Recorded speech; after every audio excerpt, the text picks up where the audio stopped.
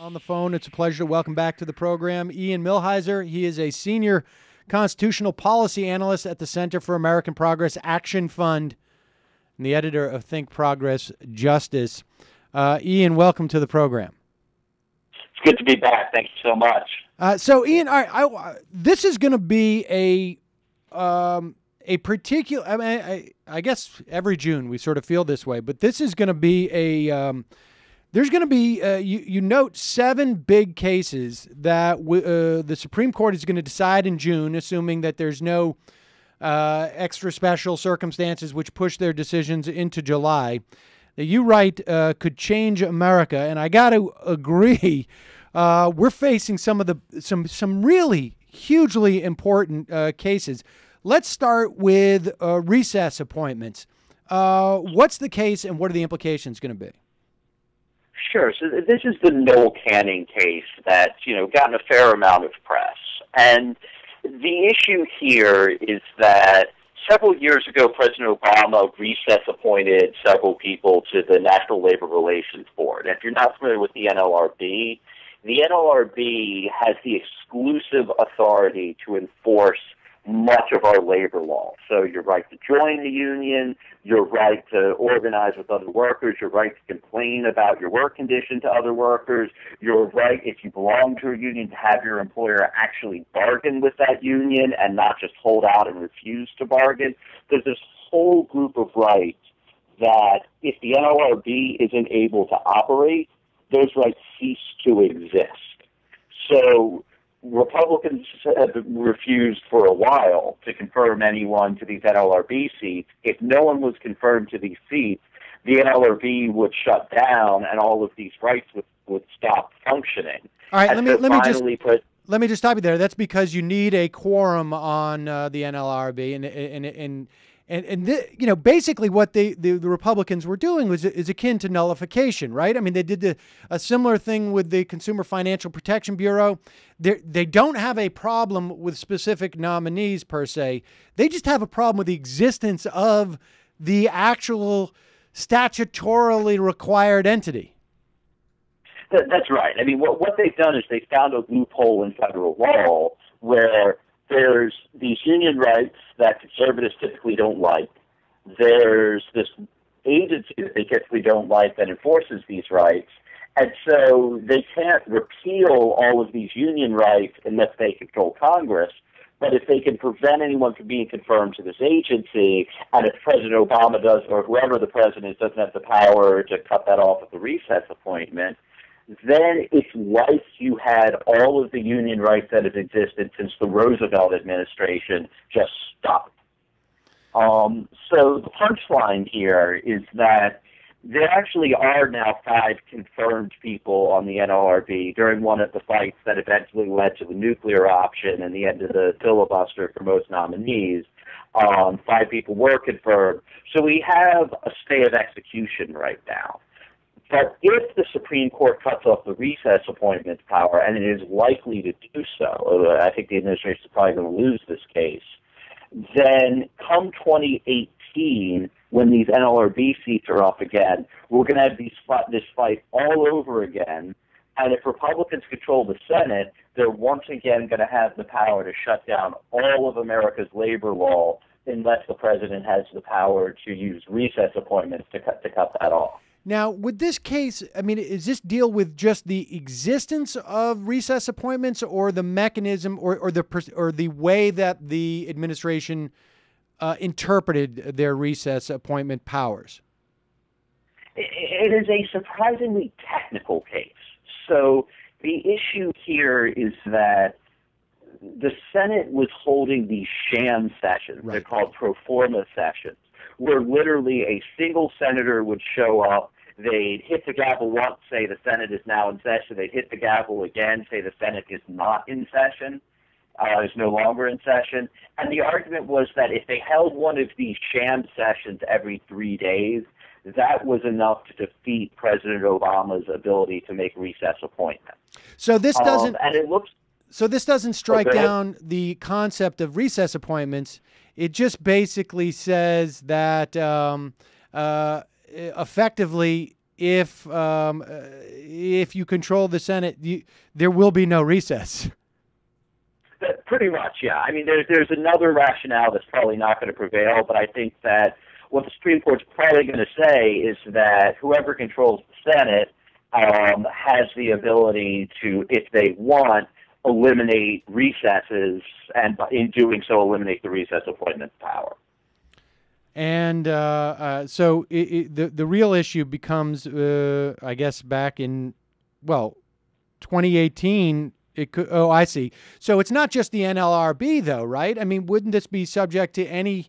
If they control the Senate in after, I guess, come January of 2015, there may be not just the NLRB, which would be more of an issue in 2018 when the appointments come up, but it could theoretically be for a whole host of agencies. It could, although the NLRB, I don't want to say it's unique, but it's very unusual in that the Supreme Court has said that unless there's at least 3 people who sit on the NLRB, that 3 of the 5 board members, then the agency is completely powerless. That's what the Supreme Court has said. And that's not true about most agencies. If right. the Senate refused to confirm an attorney general, for example, then the deputy attorney general can carry out those duties. And if there's no deputy attorney general, then there are people down the line in DOJ who can be acting attorneys general until the Senate gets the program. But if the Senate refuses to confirm people to the NLRB, there's no way you could have a deputy board member or an acting board member or someone else step up to take their place. So the NLRB is unusual in that regard, in that it actually can be shut down, and with it, much of our federal labor law can be shut down if people aren't confirmed. That sounds just lovely. So, and of course, that may be something down the road that we might want to change statutorily, right? I mean, that's a function of the National Labor Relations Act. That's right. I mean, there's nothing that really prevents Congress from saying, they could say that if no one's been confirmed, then the terms of the existing board members are extended. They could say that, there's the president is the power to appoint acting appointees. There are ways around it. Congress just hasn't done that yet. Okay. Let's move to harassment at women's health clinics. This centers around a Massachusetts law which creates a 35-foot buffer zone around the entrances of abortion clinics so that women who are attempting to go in for abortion services or presumably any other family planning services basically don't have to have people shoving images of bloody tissue in their face. Right. This is an experience that I think, unfortunately, many women who have been to women's health centers, and not necessarily for abortions, they may be there for a pap smear, but, many women who go to these clinics encounter a ring of protesters surrounding them. And, the protests take different forms. In some cases, it's very nice old ladies who want to walk up to the women and talk to them about why they don't like abortion. And in other cases, there have been bombings. There have been acid attacks. There have been, the most extreme cases, there have been abortion doctors who have been murdered. So there's the full range of people who are acting very peacefully to people who are acting very violently, who sometimes participate in abortion protests. And in this case, the state of Massachusetts said, we're going to create a buffer zone that's 35 feet around the entrance to an abortion clinic where these protesters are not allowed to enter. So there's a zone of safety for the women trying to get into these clinics. Based on the oral argument, the court seems likely to strike this Massachusetts law down. I think there was some concerns even from Justice Kagan, who's, normally a friend of liberal causes, that 35 feet was too much. But that's not the biggest issue in this case. The biggest issue is that Justice Kennedy and several of the other conservatives have wanted to eliminate all buffer zones altogether around abortion clinics. And so, that would mean you couldn't have a 10-feet buffer zone. You couldn't have a 1-foot buffer zone. No matter what, if you're trying to get into a Planned Parenthood clinic, even if you're there for birth control pills, people will be able to come up to you and harass you, and states won't be able to take the preventative measure. And so, what is the on what grounds would they say that you can't do this? I mean, it seems to me we have free speech zones all over the place when there's any type of situation. I mean, that seems to be sort of a regular occurrence now. Yeah, I mean, the argument is that, and it's a clever argument, if not necessarily one that I buy, is that if you let the people who work at the clinic in, presumably those are people who support abortion rights, whereas if you don't let the protesters come near the clinic, those are people who oppose abortion rights, and so that's a kind of viewpoint discrimination. Oh my God. I don't buy. Yeah. I mean, I don't buy that argument because, that's, first of all, that's not how the statute's drafted. The statute doesn't, if the statute said people who oppose abortion aren't allowed to do this, that's not allowed. You're not allowed to discriminate because of someone's viewpoint. But what the law says is it says that no one is allowed into this buffer zone unless they're there for certain reasons. So if they're there because they have business in the clinic, if they're there because they work in the clinic, or if they're just passing by on their way to another place of business.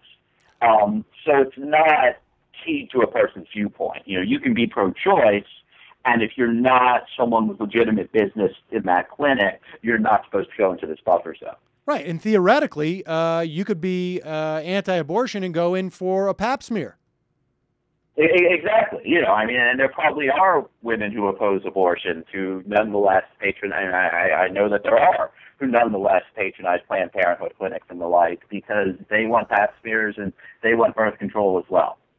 All right, so this is one of those, I guess, elections have consequences type of situation because if you're picketing outside, if you're a union and you're picketing, right? There's a distance you have to be from the entrance of a business.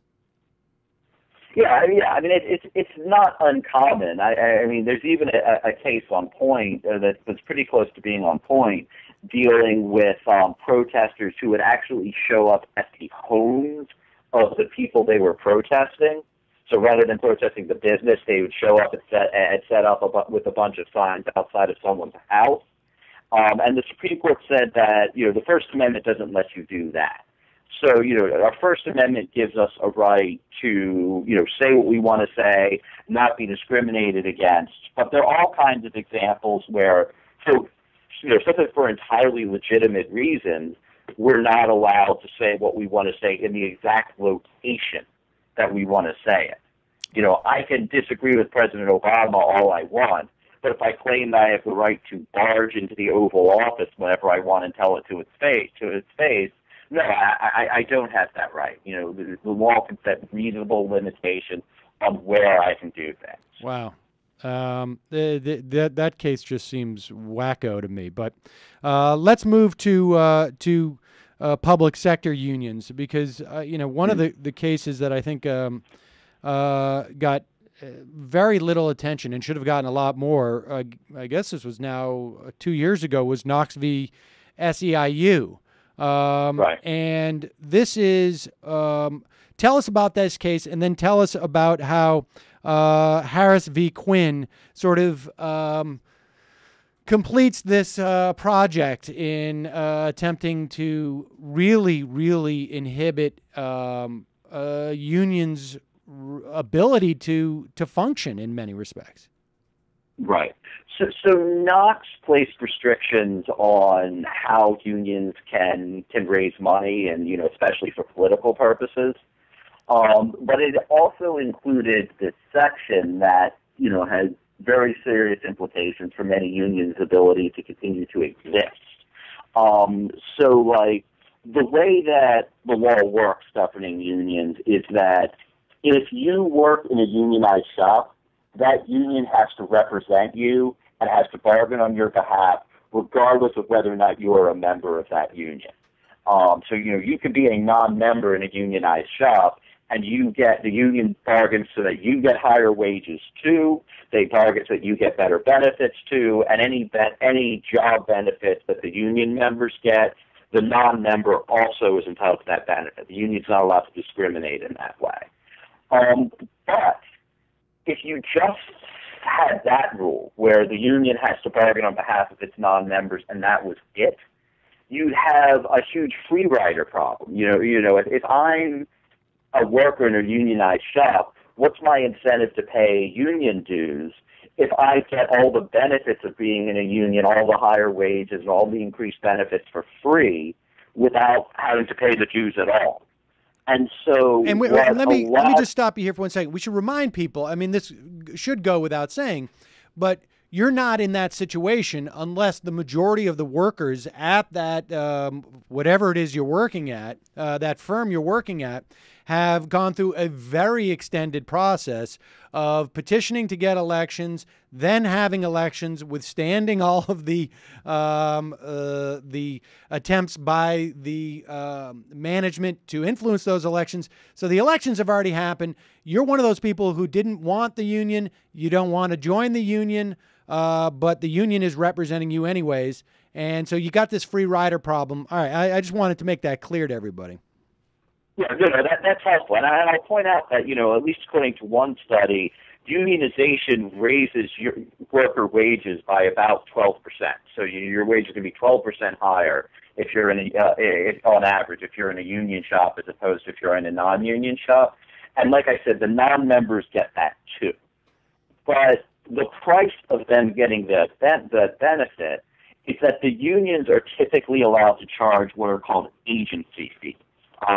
And agency fees are just the price that the union charges its non-members that it bargains on behalf of, so that they are getting some compensation for the work that they're putting in on behalf of the non-members. Bargaining can be expensive. It can require expensive lawyers. It can require very sophisticated contract negotiators, and the union has to recoup the cost of that bargaining, of hiring those lawyers and those contract negotiators. And so it's allowed to charge the non-members who benefit from higher union wages a reasonable fee. These are the agency fees. What this new case, Harris v. Quinn, wants to do is it wants to declare those agency fees unconstitutional, at least as applied to public sector unions.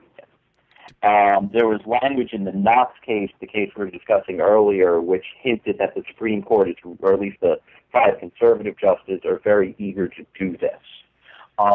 So if Knox goes down against the unions, what it's going to mean is you're going to have, in at least all of your public sector unions, a tremendous free rider problem where people can get all kinds of unionization benefits without having to pay for them, which is going to mean that it's going to be very difficult for unions to continue to raise the money they need in order to continue existing.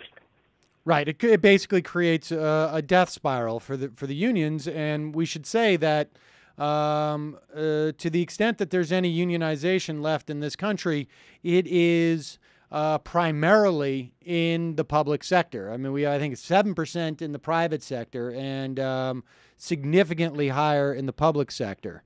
So this is really. I think it's. Oh, go ahead. Go ahead. No, you please. Oh yeah, I mean, no, it's many times higher. I mean, the public sector is where unions are continuing to thrive in many cases. So yeah, if this case comes down against the unions, it's going to be a disaster for unionization generally. I'll say one more thing, which is a bit surprising, which was that at oral arguments, Justice Scalia, who's normally not a friend of liberals of any kind, seemed to understand that, oh yeah, there's a free rider problem here, and he seemed sympathetic to a lot of the union's arguments. So it's possible that we could get a 5-4 decision with Scalia casting the key vote to save the unions here. I don't know that I want to bet on that, but if the unions manage to pull this one out, the justice who's going to save them, it looks like, is going to be Scalia. Now, how does that happen? I mean, what? I find it surprising that, well, and terrifying that we're hoping that Scalia. But what is the savior here? I I mean, what is it ideologically that brings him to this place? Because he's not typically, I mean, I think, I'm not sure what your opinion is of this, but I think it's become clearer and clearer that Scalia, and you've written as much, and we'll tease that for your next appearance, but Scalia very often, it seems to me, starts with where he wants to get to, and then it figures out a way of getting there. Maintaining public sector unionization rates does not seem to be a place he wants to get to. Why is it that he might be one of the guys? Why might he be the sweeper? It's a good question. I mean, Scalia surprises us every few years. There was a case several years ago where he saved part of New York's banking law, and no one expected that to happen. There was a case more recently where he struck down an Arizona law that tried to make it harder for people to vote. So every now and then he does the right thing. And, my theory on why, and this isn't so much a defense of Scalia as it is a warning about the younger generation of conservative lawyers. But, for most of American history, the Supreme Court has been a force of evil. I actually have a book coming out called The Case Against the Supreme Court that lays this out in some detail. But, the Supreme Court decided Dred Scott. The Supreme Court paved the road for Jim Crow. The Supreme Court spent most of the early 20th century striking down all kinds of laws designed to protect workers. The Supreme Court has not been a force of good for most of American history. And then you had this unusual period when Earl Warren was Chief Justice, and for a few years afterwards, where the Supreme Court, was handing down a lot of progressive decisions. And I think that messed with conservatives' heads, where, in the immediate wake of the Warren era, in the 70s and the 80s, you had all of these conservatives who were so freaked out, especially about Roe v. Wade, but about the idea that the Supreme Court could be liberal at all, that they embraced a kind of conservative judicial restraint that some of them still cling to every now and then. Scalia used to be very vocal in support of judicial restraint, even if he doesn't act that way. So my point is simply that amongst the older conservative justices, occasionally there's this thread of judicial restraint that comes out, and we don't see that in the younger generation. The younger generation of conservative lawyers, many of them want to go back to the bad old days when child labor laws were unconstitutional. But among some of the older conservatives, every now and then they'll think, well, I really don't like Roe, and I really don't like all these things that the Warren Court did, and I think that was judges overreaching, so maybe I should be careful about overreaching as well. Interesting. And maybe he just goes and he spins some type of roulette wheel to decide which case he's going to decide where he will not be, where he will exercise that restraint, or that's interesting. And we have time for one more. I mean, I will talk about the stuff that you've written about the viability of treaties and cell phone searches, but let's just finally touch on the Hobby Lobby case, because this, of course, got a lot of attention during the oral arguments. This is a case where there is a requirement in the Affordable Care Act that companies must provide health insurance for their employees, or go to, or basically pay a tax. And additionally, there is a requirement by the Affordable Care Act that insurance companies offer to basically qualify as health insurance. They offer free contraception or contraception payments, I guess. And Hobby Lobby, take it from there, because Hobby Lobby is ostensibly a secular company, I guess. I mean, they sell craft services, right? I mean, they're not providing, I don't know, mass for people, or what, or they're not doing bar mitzvahs. They're not a religious. They don't provide religious services. Yet they're arguing that the company has religious beliefs. No, that's right. This is it's a for-profit company. It's basically the Walmart of crafting. There are these big box stores that have all kinds of crafting supplies, but their owners are very religious, and their owners object to certain forms of birth control.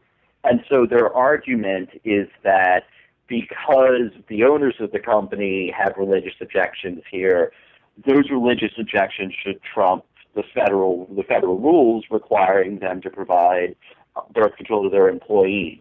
I have two things to say about this case. One is that this is not how we have understood religious liberty in the past in this country. The way that the Supreme Court has understood it for as long as we've really had a viable concept of religious liberty is essentially that my religious liberty stops at your body. So I have, a robust ability to go about and do what I want to do with my own life and in accordance with my own faith, and the government doesn't have any business stepping on that until I try to use my religious liberty as a sword to take away your rights or to take away someone else's rights. And once someone tries to do that, the Supreme Court has historically said no. You don't get to not provide someone with a benefit required to you by law. You don't get to hurt someone because of your religious belief. You do not get to impose your religious beliefs on others. So this case could potentially tear down that wall. And then the other point that I will make is that there have been many examples in the past of people wanting to do really scary things if that wall was torn down. This case is about birth control. There have been past Supreme Court cases dealing with the minimum wage where people didn't want to pay the minimum wage and they claimed they had a religious objection, where they didn't want to pay Social Security taxes and they claimed they had a religious objection. And then the big one is anti-discrimination law. If you go back to the Jim Crow era, there were people who there was one former governor of the state of Mississippi who called God the original segregationist. These people would link racism and their religious faith. And there was a Supreme Court case called Bob Jones saying, no, you don't get to do that. And Bob Jones, we're talking about Bob Jones University, where they wouldn't allow interracial dating. That's right. And they claimed they were justified in doing it because it was their religious beliefs, and the law, those religious beliefs trumped anti-discrimination law. And the Supreme Court said no dice. There have been cases in the past where people wanted to discriminate against women because of their religious beliefs, and the courts have said no dice. And, of course, the big looming issue, especially with these bills being proposed in states like Arizona, is people who want to discriminate against gay people and whether or not their religious beliefs give them the right to say, well, because we object to the fact that this person is gay, we don't have to follow the law saying we can't discriminate against them. So if the Supreme Court tears down this wall, which says that my religious liberty stops at your body, that could have very scary implications moving forward and could potentially threaten this understanding that says that you can't use religion to discriminate and you can't use religion to deny people their rights. And you would definitely have a better sense than I, but I would also think that depending on how this case is decided, and not just in terms of whether or not Hobby Lobby wins or loses, but in terms of how what is sort of the rationale behind it, it seems to me that the next step is, well, I've got religious liberty, and then I've also got free speech. And that this is ultimately going to be part of a larger edifice, which is going to make government regulation on corporations that much harder in the future, basically on things like First Amendment grounds, right? It seems to me this is part of a larger project to get rid of government regulation writ large. Yeah, it's definitely true that, especially in the religious liberty space, there's an effort for conservatives to build a firewall against battles that they know that they are going to lose.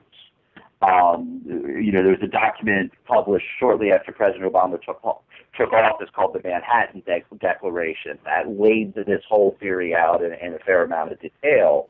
What a lot of religious conservatives are saying now, they know they're going to lose on marriage equality. they know that there are a lot of these cultural battles that they've been fighting for a very long time that they are going to lose. Period.